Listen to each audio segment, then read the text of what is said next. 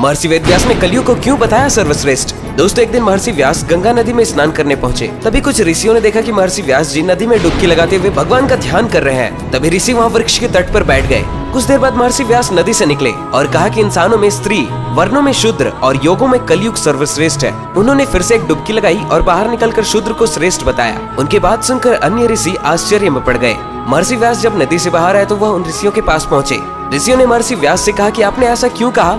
तभी महर्षि व्यास जी ने हंसते हुए जवाब दिया कि जो फल सतयुग में 10 वर्ष तपस्या, ब्रह्मचर्य और जप करने से मिलता है, उसे मनुष्य द्वापर युग में 1 महीना में, त्रेता युग में 1 वर्ष में और वही फल कलयुग में केवल 1 दिन रात में ही मिल जाता है। जो फल सतयुग में ध्यान, त्रेता युग में यज्ञ और द्वापर में देवार्चन करने से प्राप्त होता है, वह कलयुग में केवल हरि कीर्तन से प्राप्त हो जाता है। कलयुग में बस थोड़ी सी ही परिश्रम से फल की प्राप्ति हो जाती है, इसलिए कलयुग सबसे श्रेष्ठ है। तो दोस्तों, इसी बात पर हमारे कमेंट सेक्शन पर जय श्री हरि जरूर लिखें।